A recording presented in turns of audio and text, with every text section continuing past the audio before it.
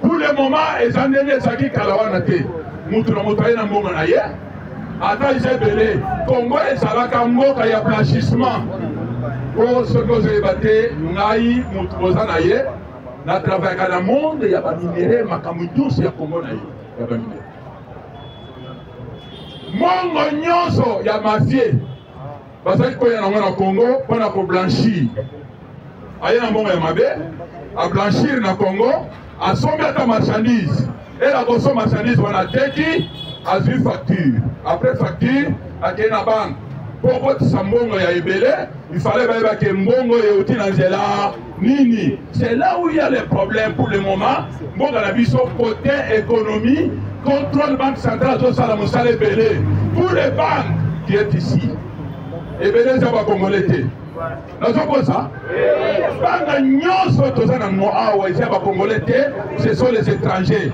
Mais moussala ni banque centrale sociale. Pour moi, il y a pas de nyonso. Et il va se travailler là. Tongo tina pourquoi? Ils sont directement la banque centrale. Et il va se déposer bon la banque centrale. Vous venez avec la liste de tout ce que vous avez récolté par jour.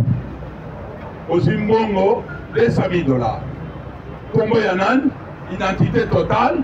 Mbongo et Utuapi, Yasalaka, Nini. Service, nyonso ya économie au état la Kamakam, et bien Mboka, parce que travail banque centrale des autres travailler. Soit pas mon monde et son quota. Et son bima ebele. Il fallait que Mongo et son bima ebele. Les autres qui doivent wapi. Des problèmes tout ça dans le côté moutouane. Dans le monde, il y a bateau bazan à est à l'ennemi. Bazan à Esika, les sous se rejoignent à Mongo. Et l'icolo bakangi déjà plafond. Côté nyonso bakangi. Diplomatie à Mokosemboka. Akangi a côté bisika nyonso pana koyeba ke nani aza likolo ya Rwanda nani aza likolo ya Nanga po bomona moye koyeba ravitaillement na bango nyonso la minute eza bloqué IDPS viva kobetela mokosambo maboko mukasi. Voilà ce qui se passe dans notre pays. Au peuple congolais belé bazoyeba te. Peuple congolais azotambola kibudi alingi kaka quelques minutes basala boye. Mais numéro 1 mokozi moko aza likolo aza mokozi moko aza la vision ya musika yazo mwana musika tout ce qui se passe dans notre pays. Yo nanga ikoza na se mais yaza likolo azo mona position diplomatie internationale à ça convaincre déjà. Dans le monde international, qu'est-ce qui s'est passé? Tous les blancs et tous les pays basi babatamaki mundela lingakate soka sali likambu obinise libanda lingakate. Mais pour le moment mabe nyonso ya mboka na mboka wezakisme ya Rwanda et monani na kwa. C'est pourquoi à partir de là mundela zongisima mundele nyonso mboka nyonso bazongisima pona kobanga problème na minute au pays nyonso européen bakomi kobanga lobiso na bimisi mutu bakoloba te yonde mutu sanini obimaki bakomi kobatama mutu bakangaki na yasji bango nde basalaki bazoso mbongo ezokende toza presque 5 jours ou 6 jours pembeni ya armée du salut vers 11 heures bakangaki machine oyo esalaka badollar awa pembeni awa vers 11 heures biso totelemi mutu ayebisika te kasi wana na bambongo na bakofre fort ebimi bakei nango nyonso wana bazodevole na service ya renseignement ezosala mosala na pesi longonye mingi na service na biso kobetela bango maboko makasi. Malgré tout ça service nyonso ya biso oyo ezosala mosala demiap aner DGM se fouti nazobalukama moke kote kuna. Pour le moment, il fallait la frontière nyonso baza na aéroport, o baza na mai, o baza na louf, entre nyonso Kinshasa, batu nyonso ya kala, o baza batu ya PPRD, il fallait balongola batu wana. Puisque bango nyonso baza complice, IDPS viva. Juridiction ya contrôle ya DG makambo nyonso eza na mwana mboka Jacquemin Chabani, ministre de l'Intérieur. Son Excellence, avec tout respect, j'ai dit qu'il faut revoir dans ce côté-là. Il faut revoir dans ce côté-là. Puisqu'il y a un salvement qui passe. Comment, côté Kuna, continuer comme ça les manabato batalaka. Il fallait qu'on change pour qui est congolais et qui ne l'est pas. C'est là où il y a les problèmes. Dans ce sens, on a l'armée n'a biso, l'ongo n'est pas dans Moussala, mais tout ça, moi, Malobamouké, na tata, Yamboka, Mokozi Yamboka, Félix Antoine Tshisekedi Tshilombo, Moko Tombolo Kabila Dimbela, Chouhoi Mukulu, Moussepena Mbedi, Wadi Mpela, Bundu Bokula Mokuli Monkwata. Tout le message en tant que combattant de l'IDPS. T'as là, problème, il y a entourage tous les généraux qui est là. Toute trahison, il y a pas. Oh, il va se salamaber. Tout ce monde, moi, dit Kambo, vous pouvez remarquer, un général avec même 10% à Kinshasa, nous sommes là, et là, on va se battre. Comment nous sommes là, l'État. Mais maintenant, on va se battre là. Vous savez, il y a un mot qui va se battre. Il faut le voir, chef d'état-major. IDPS viva. Tout ça est belé Kolobezali. Nasukiawa Papa Louis. Plus 243 89 31 084 87 j'ai dit et je vous remercie. Merci Papa Louis. Papa Louis, Nabele Yakawa, pour la Makambo, il y a ma concession. Il y a Tango Fort. Pourquoi ça va militaire et délai? Yoka Kabalo et Salemi. Massamo Asala na ambassade ya Uganda. Alobi, après si ma militaire va dans l'ambassade ya Uganda. Même si on va bomba pays, on va bomba la arme. Parce que des miap, la sont pas assez gréco. Maintenant le bas, le monde a des miap, on met la moto. Et pas la mission va le battre de son moni de Kisalani. L'information sur la cause on a bombi ou sur la cause bomba, il faut la dévoiler un peu. Quand on a bossé à chaque président, pour tout le monde côté à Kébi. Il se faut à l'awa. Après ton sur la 8 tours, côté ma moyenne à match à l'élo, et le colis de Kodino Kébi, pour tout ça. Pour être combattant. Awa tous les militaires, bazalaki retourner dans l'ambassade de Uganda. Oh, il y a Tanzanie. Si bango mukano ba bomba teni. Yesa yo policier bomba teni bomba arme. Yango to signalé bino de miap. Bozo abeyi yangwana biso to beli lata. Yaka na tongo ko na kusana ba black. Kona ko dévoiler bateau bazali bati balé. Vous êtes combattant. Awa nazo pesa Otis. Bon encourager Otis dans ma bouche. Il faut être dans le place ma bouche. Il faut être dans le place ma bouche.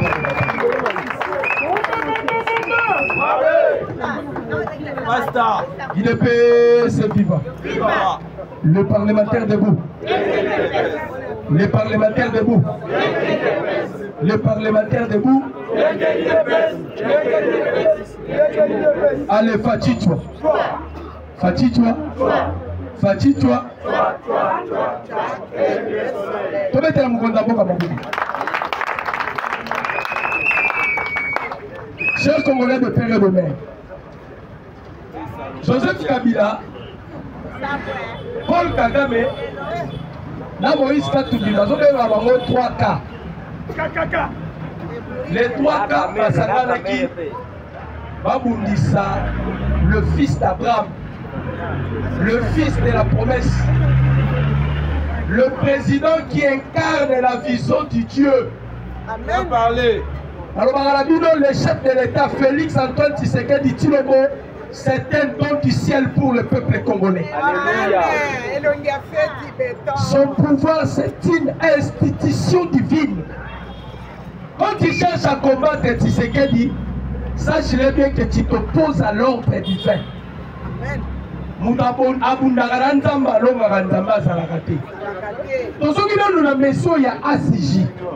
Monsieur Aris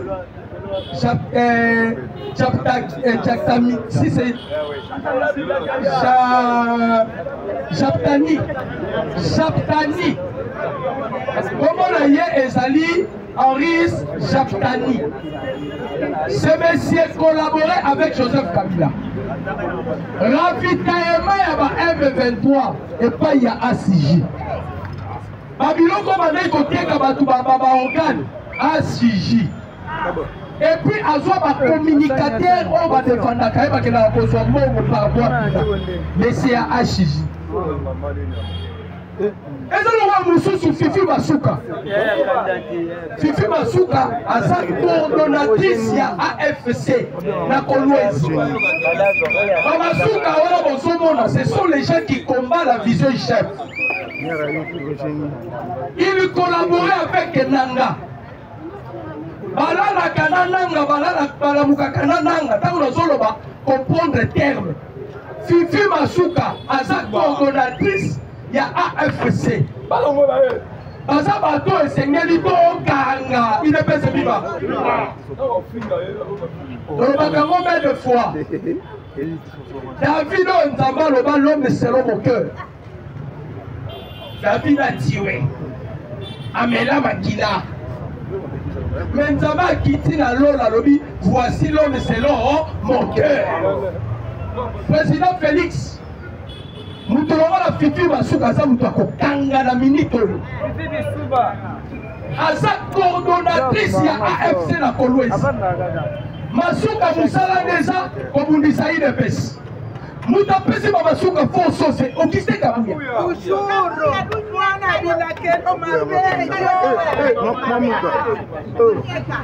Il a pas ce vivant. Andeko, comment est la nom président Félix Mabou? Naïbi Sarabino, le président Félix a sali point de presse à Zoloba. Chef de l'État lobi boy. Alobi nazala biloko totambolaka na papa nanga ndenge moko. Ezala biloko mususu na hérita et pas yanzambe oyo papa nanga azala moto. C'est-à-dire la grâce est de prof et ça grâce nanga te. Mutu na mutu ana lolenge na yo. Mais chef de l'État bandi ko expliquer alobi na isoki na zosolola na mutu na facilité ya koyoka mutu. Et puis on comprend le moment qu'est-ce que l'homme peut penser de moi. Yami Balé, chef de l'État, dit moi je me fais avoir. Nami Komara lokola soba ni soir. Objectif na zani na comprendre na nos chers. Quand on a conçu la tiema yele na likolo, na conçu supériorité likolo ya batu nyonso. Yami sa tu kopesa président Félix Litoïté à Kotobolo Litoï. Obi chef de l'État va vous interviewer na Fox News. Va Congolais basa la distraction. Le président Félix Makambozo Komama Ponaye. L'histoire parlera de Tshisekedi. L'actualité et ça qualité. L'actualité on parle de la personne Tshisekedi. Na Virginie va sénateur. Na Virginie les sénateurs américains va voter 33 sur 34 voix en faveur de la RDC. Comment est la présidente Félix Mabou? On est bon. Ce qui est écrit sur la Fox News, chaîne américaine, c'est qu'on convainc l'opinion, on convainc le Congrès américain, on convainc même les départements états américains. Qui s'accade n'importe qui. Mais le président Félix va l'exister la Fox News. Voilà une intervention.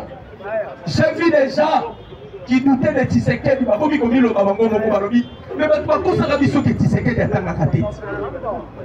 Mais lorsque Dieu éprouve la voix d'une personne, il dispose favorablement même ses ennemis. Amen. Oh, tout ce monde est sa histoire. Mon maman, mon maman, Naloba, Nasakola. Andeko, Dieu voulait frapper l'Égypte. Nous avons comment qui frapper l'Égypte. Mais nous avons appelé ordre. Ayebisi bana Israël.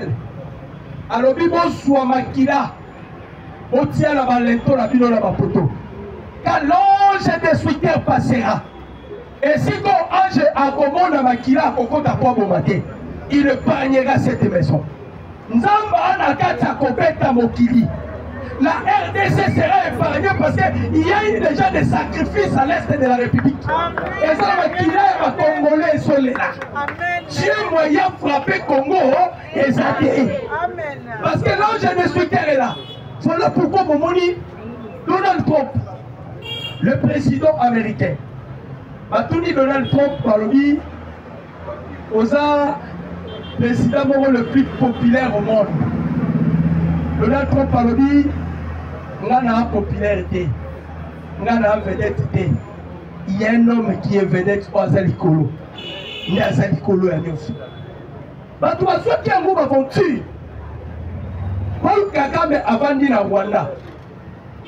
Les Américains, Marco Rubio, abengi Paul Kagame.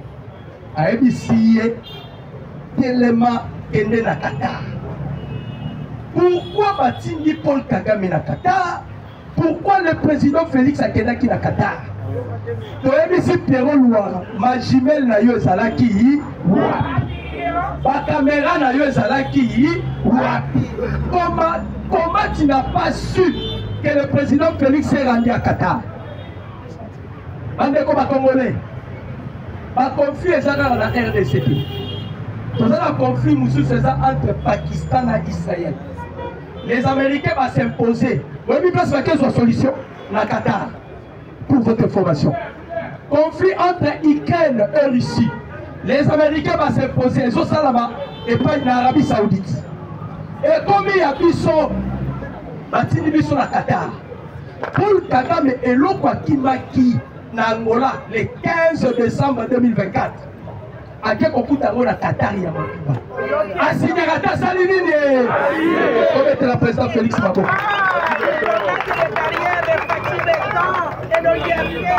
Le président Félix s'est préparé pour frapper les Rwanda. Mukondambo Kazalaki commis pour Gisapoa Peta Rwanda. Mais le président Félix a qui se rendre compte.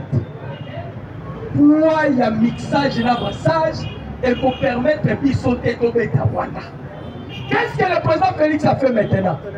A combattu la confiance, il y a arme na Zanango, l'arme le plus sophistiquée au monde. C'était la diplomatie.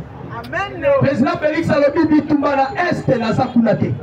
Moi, je dois convaincre l'opinion, surtout les Américains. D'accord. Américain, tel est mal au baquet, on n'a plus besoin de Rwanda, on a maintenant besoin de la RDC. C'est fini. L'histoire a changé. L'histoire a changé. Kagame a fait ordre dans la diplomate parce que le Rwanda a été colonisé par la Belgique. Alors, parce que la plupart des Rwandais vont rappeler la nationalité belge.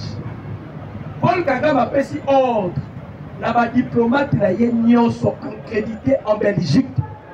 Basonga sans explication na Rwanda. Bango nyonso baboyi.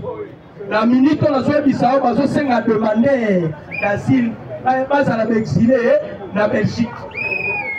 Olivier Nouringere, le ministre des Affaires étrangères rwandais, aningaka kima lobi bakangi na Kagame. Oyebi pourquoi bazo kima?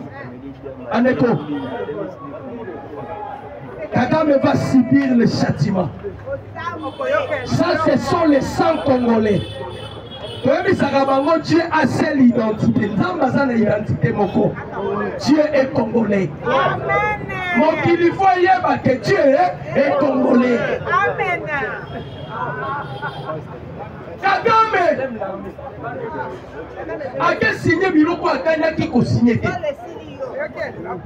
Pour vous dire, Joseph Kabila, Moïse Katou, Bango Nyonso, ils sont déjà anéantis. Vous voyez pourquoi ils sont anéantis? Vous voyez Sakabiso. Le monde que vous voyez est dirigé par la spiritualité. Si vous allez dans la Bible dit c'est par l'invisible que le monde physique existe. C'est-à-dire, le monde a été créé par la spiritualité. Le président Félix Azou a peuple congolais. Amen, biso na martyr. Bato bazwa ki yango baventure. Oke komemamema ki biso na martyr. Akendaki kopesa Nzambe ngambu ya mboka na ye Kongo. Jamais nakokoka kodirige moko yo te. Zwa Kongo yo moko sala nini odirige. Quand le président Félix a posé cet acte, Dieu a descendu dans un autre corps. Parce que, attention, On vit maintenant sous la divinité de Dieu. Vous imaginez que le président Félix a voyagé à Qatar. Paul Kagame était incapable de côté de Tshisekedi. Azoye bate oeza Tshisekedi, oeza Lumumba, oeza Kipavita, ou bien oeza Simon Kimbangu. Je me pose la question, prof Nanga Zalata Awa, où sont les hommes de Dieu qui avaient prédit? Voilà le Roland Dalo. Roland Dalo, la Bible dit on reconnaîtra un prophète par l'accomplissement de ses prédictions. Sans que il faut que tu te réponds. On continue sur la fait bouillir à Makile Kotanga. Ton équipe fait bouillir à Makile Tangité. Les gens oublient. Bandeko ba Congolais. Sans qu'on comprendre ma kabouya molimo, on peut sous-estimer mon toit à sa première ligne. Vous savez, la différence entre les biso batezani. Moutasali Likasa, il ne peut se vivre. Moutasali Likasa, t'as l'avion n'engezala. T'as l'avion n'engezala, mais bon, t'as l'engezala Sali Likasa. Différence, il y a avion à Likasa. C'est-à-dire, le président Félix a dépassé attendement Yabatou. L'homme de Walikali, on a frappé l'ennemi. Au moment du général, on a pris photo. Si ma léopard, il y a un Zara qui neutralisé. Il y a un Zanio, il y a un Zanio, mais si ma léopard. Mais ce qui m'a étiqueté, Zanio, Bananga bazo comme la communauté internationale. Oh, que Tshisekedi utilise, a commis qu'on bombarder un navigant, bazo bombarder ma civile. Pour poser une question. Quand le président Félix a accueilli la Qatar, yo kendaki. Donc, on écoute Nana Kagame parce que c'est Kagame. Le menton. Pas de quoi. Basango humilié la force. Parce qu'on a Macron et Bissi Bango. On a eu peine à la Rabio Mibali. Dans la Angola, dans la Qatar. Parce que ma méthode qui déjà Macron en garde.